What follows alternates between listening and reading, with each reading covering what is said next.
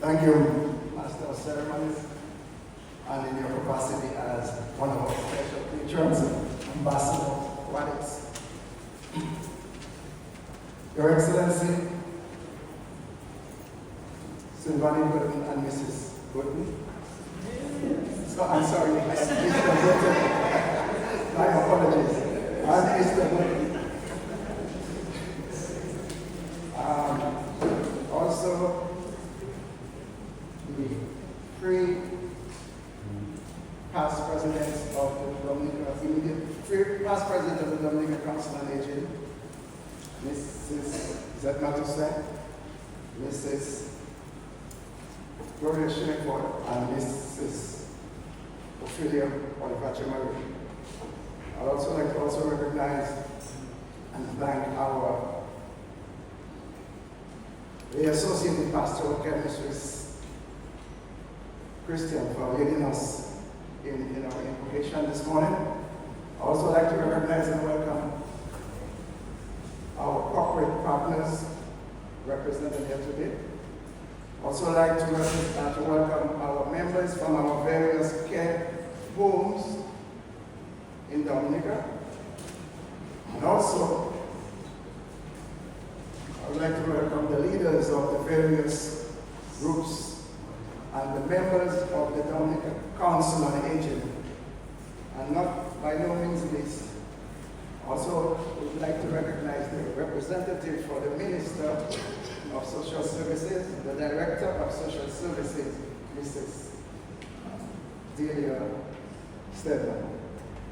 And by no means least as well, I would like to thank and welcome the Girls Guides Association, the Girls Guides of Dominica that are present here today to help us. And welcome to the media. And welcome to everyone in Radio Land and in Cyberland. Ladies and gentlemen, esteemed colleagues, and the cherished members of our community of older persons, it is a distinct pleasure and honor to be afforded another opportunity as President of the Dominica Council on Aging to share a few thoughts with you at this important event, the 29th Annual General Meeting of the Dominica Council on Aging. This is the 29th time this organization in its 32 years of existence gathered as a group to report on its stewardship, assess its shortcomings, and share its vision with our individual members and everybody else who's listening to us. At such an event, for those of us who are committed to help to bring to the fore the importance of the passage of time, that is, as people who have grown old, we can say that we are persons who are here to bear testament to the passage of time. And to all those who have lived long enough through this passage of time, I would like to say that we should not take this part of our lives lightly. It is an example of the love we have for each other, and it's also an example of we as brothers and sisters being the keepers and carers of each other. This organization was never intended for financial gain of anyone, but it was established as a momentum to create the awareness that as long as one lives, one grows. As long as one grows, one indefinitely contributes to society. Therefore, no one should be allowed to drift into oblivion. Everyone should be loved, cared for, recognized, and respected until the Master's call. As we gather here today, ladies and gentlemen, we should be guided and influenced by the theme of this year's annual general meeting, which is honoring the past, shaping tomorrow. A theme appropriate to be flaunted by this organization,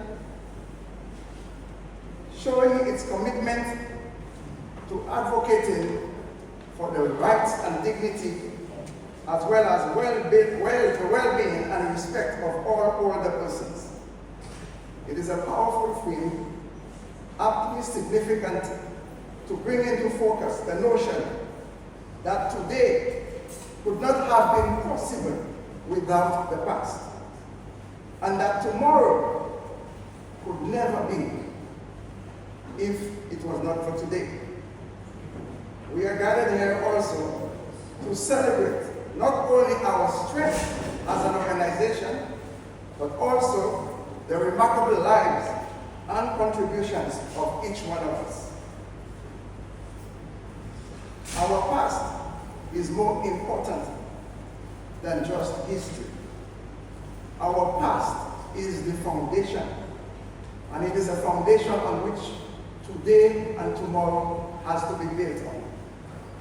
It carries the story of resilience, sacrifice, innovation, and dreams. We must honor those who came before us, not just by remembering their achievements, but by learning from their values, their courage, and their determination. We do not have to go too far to look at the determination and the works of the persons who were there before us. We do not have to go into a textbook to read all of these things. We simply have to look around us, recall and recollect on the manners our parents and our guardians instilled in us, how they live, and in return commit the past, and as well commit to the values that those who have gone before us have left for us to follow.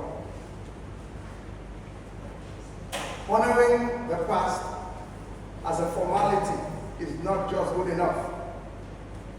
It must be done with focused commitment and meaning, because such is the basis by which we identify ourselves as a people. Be warned, my friends, brothers and sisters, that a people without an identity is like a ship without a rudder, destined to nowhere.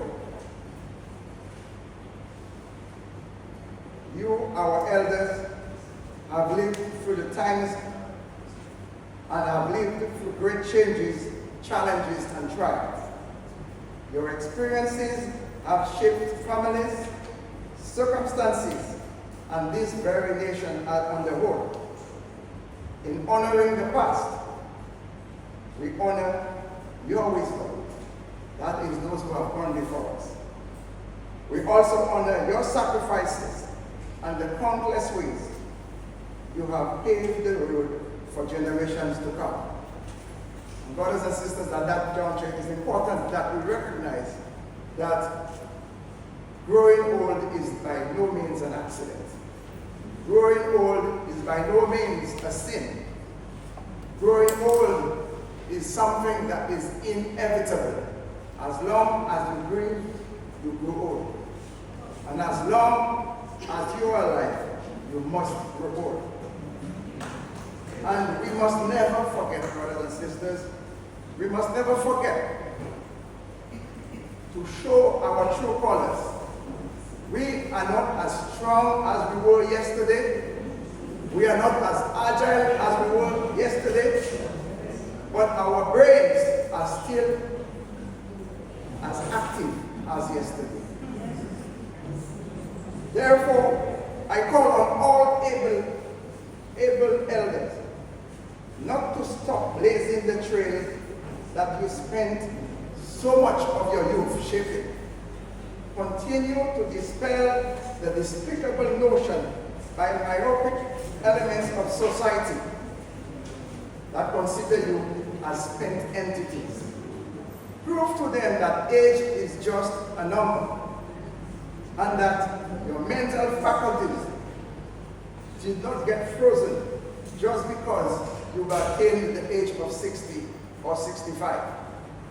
For these reasons, we have to take arm against those who are bent on callous, uncultured, and counterproductive activities meant to deface the past. Brothers and sisters, there are lots of things we see that happen in society today that we do not agree with. It's a process of life. We once upon a time helped to do or to undo what our forefathers did. So we, at the present, have to be ready to face the challenge, to try to work towards not committing the mistakes or not allowing the generation to come to commit the mistakes we did. We have learned. So we have to understand, brothers and sisters, that we have a future to build. You are not old or too old to commit yourselves to building the future. But you cannot build it. We cannot build it. That's why our theme says we have to help shape it. So we are trying in shaping tomorrow. We have to be committed and we should not give up. Honoring the past is only part of the journey. We have to honor those who came before us. And this very theme forms what we are doing here today, to honor the past leaders of the Dominica Council on Aging.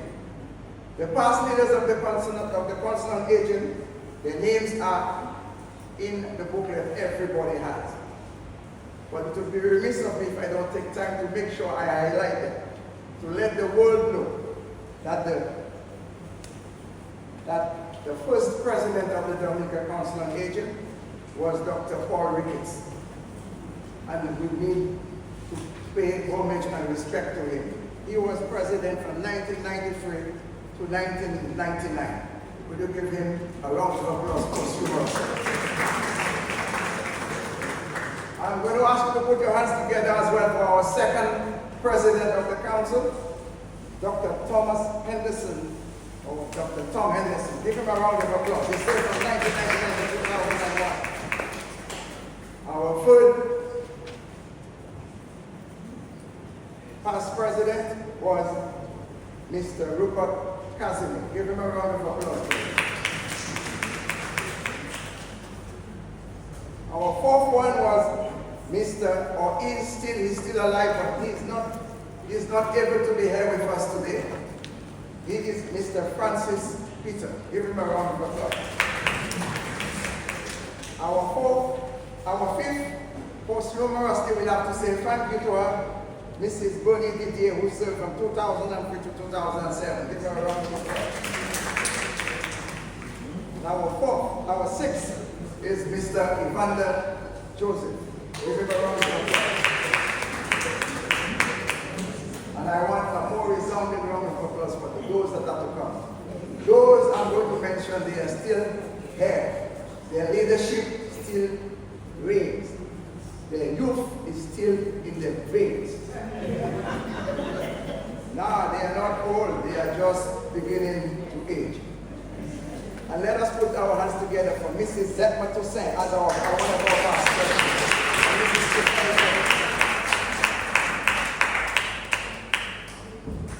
Let us put our hands also and recognize the Honorable Gloria Shillingford, who served.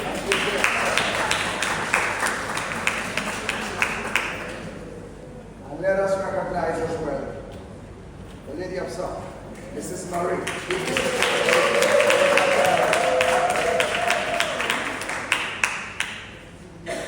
These persons are part of the journey. And they are part of a group of persons, including you that are there and those who are listening, who gave selflessly, not because there was any financial gains, but it was because they believed that as older persons, we have a part to play in tomorrow. and these persons have done well.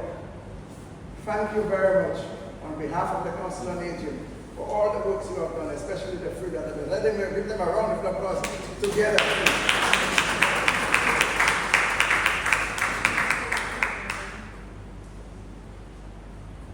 Shaping tomorrow means using the lessons of yesterday to create a better, fairer, and more compassionate world. We have to remind the policy makers and planners that in shaping tomorrow, we must make use of the human resources who have, once upon a time, carved out the lessons of the past.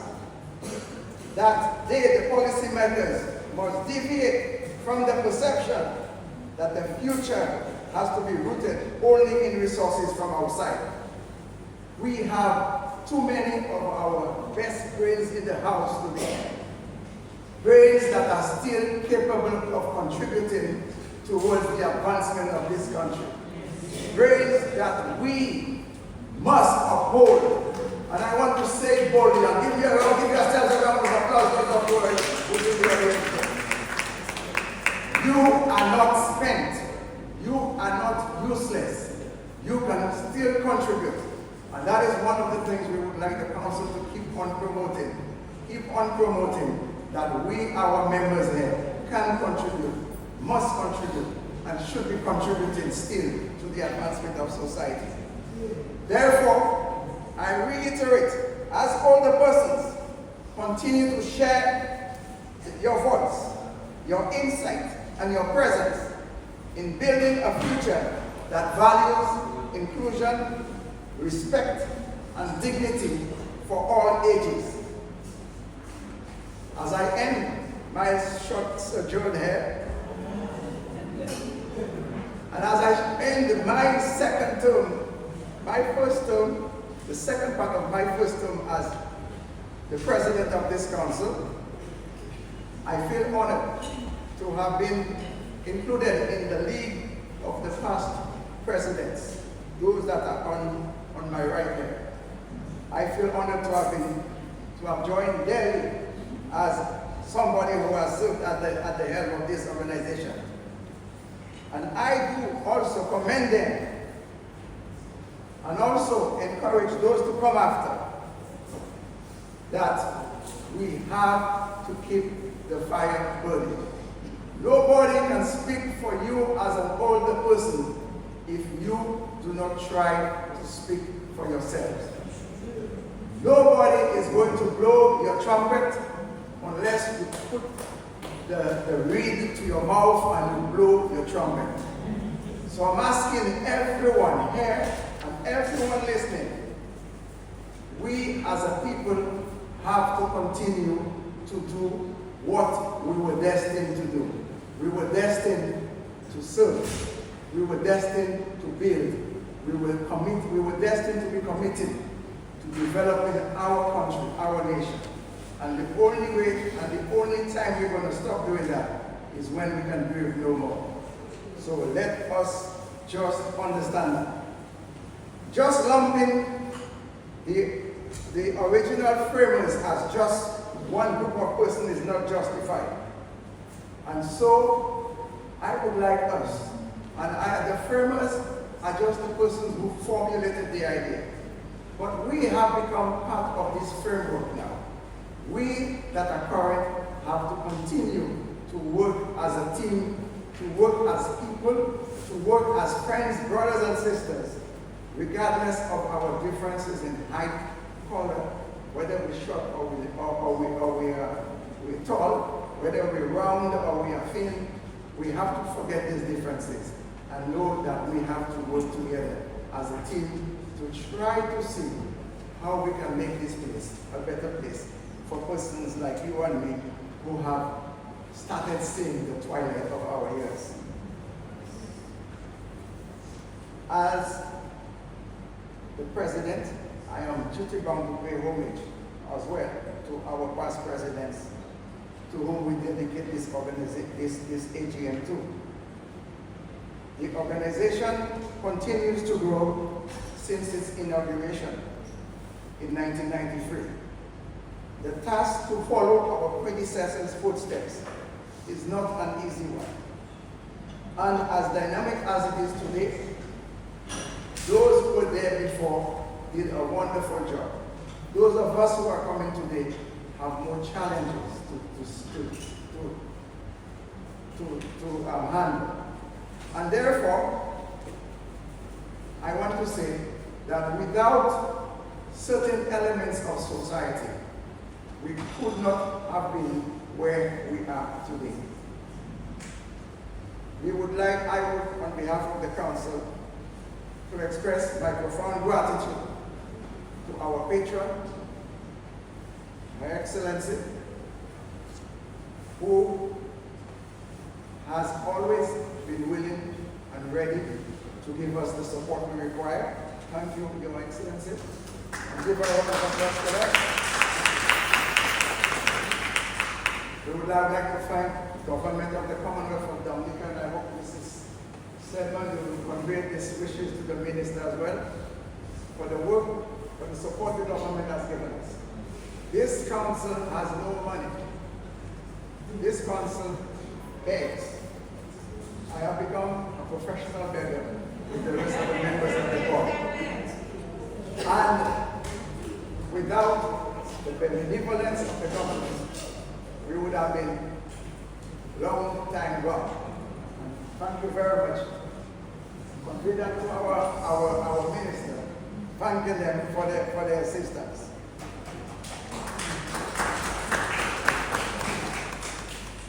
I am not the one to give the vote of thanks, but I cannot leave here without thanking the corporate elements of society that has stood hand in glove with us. The corporate community has been steadfast in its work. It's steadfast in committing towards helping the council on aging. Many times, when we fought, we could not pay the next bill for tomorrow. Some of the corporate entities would reach out to us and give us well-deserved donations. Sometimes without we asking. Some spirit would tell them, give them some money for us this month, and they give it to us. That has allowed us to thrive and give the corporate community a round of applause for us. And that, in the corporate community, I think at the back of our booklet has some of the corporate, not the booklet, but the program has the corporate community that allow members of the corporate community who sponsor this event today. We are extremely grateful. And I know that maybe Mr. Master of Ceremonies would do the honors and they want to do the vote of thanks, but I cannot help but mention Lynn Hill's Funeral Home. Give them a round of applause for sponsoring us every day. The sign man, a round of applause. Fruits and flowers, Downtown Store Chambers, and the everlasting, ever living, Josephine Gillian.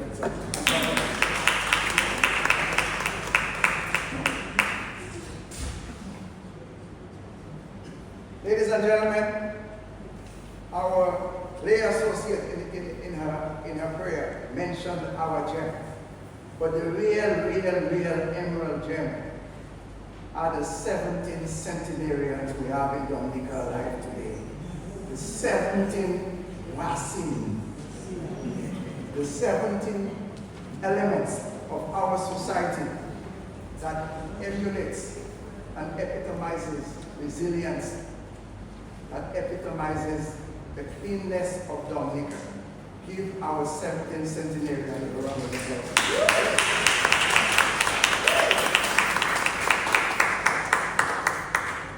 And I also would like to thank the caretakers of the 17th centenarians publicly. Thank them for the work they do in ensuring that our 17th centenarians that are alive today, none of them have the bad things that keep people very often busy. None of them have high blood pressure. None of them have whatever that kills our people today. They are alive and kicking. Give them a round of applause. And help me in saying happy birthday to Miss Pearlie Uzel, who celebrated 101 just a few days ago. Give Miss Uzel a round of applause. May they live to continue to enjoy the grace of the Almighty.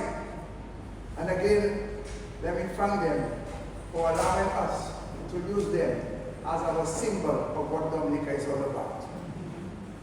Our profound gratitude is also in order for some people we call our special patrons. Earlier on, we mentioned that our patron is Her Excellency, the President. But we have some other elements of society we call our special patrons. And these are persons and institutions that help us when we need the most, to help us raise the necessary finances to get us going. Right to my right is one of them. Give a round of applause to Ambassador Charles, one of our special patrons. Also, Mafaya Spelton Jr. as another patron. And by no means least, but one of our first special patrons, the National Bank of Dominica. Give them a round of applause. Without them, we could have never survived our years of existence. And thank you very much.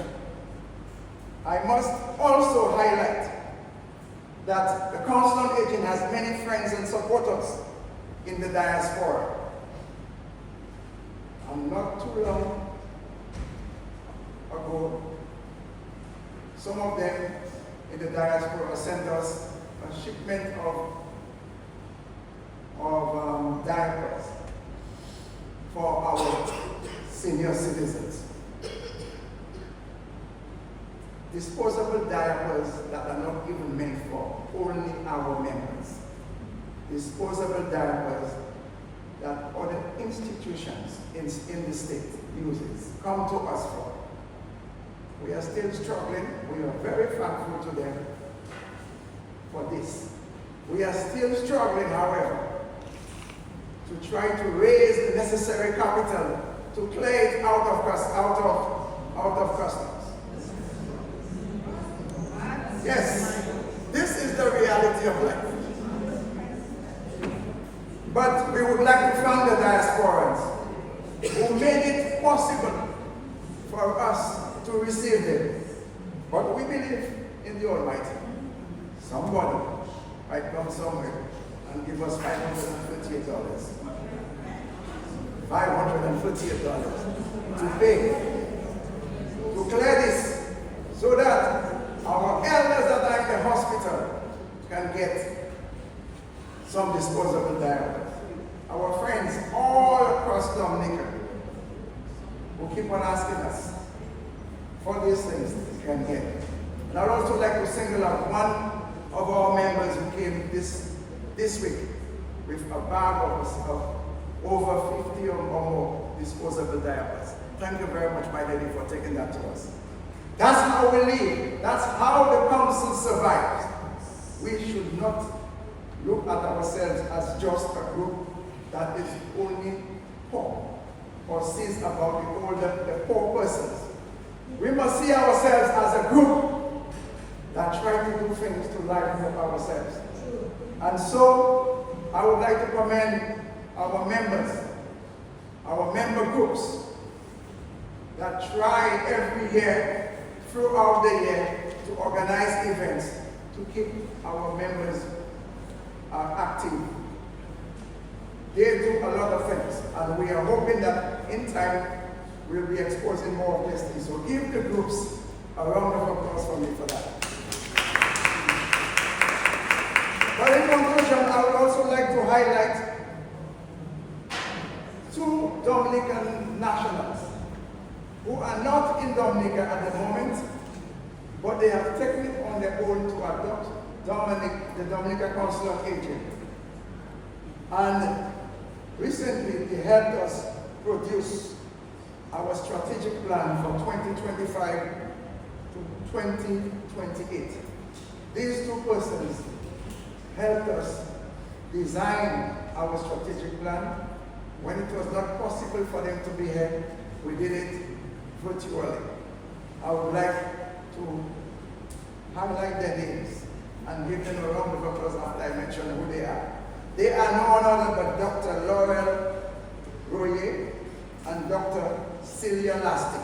All of them done. Give them a round of applause. I have overstayed my welcome. But I would like to commend the members of this organization who have entrusted the leadership of this organization in me for the past 3 years. Is it 3 years? 2 years. As well as the board of directors who has stood with me during that period of time. It has not been smooth sailing. It has been a trying time, but we have made it. The small yet powerful staff of the Dominica Council on Aging, a staff of 2.5 persons, who are responsible for all what we have here today. They help this organization achieve as much as they have achieved. And I offer them my heartfelt thanks. And thank you very much. Give the staff a round of applause.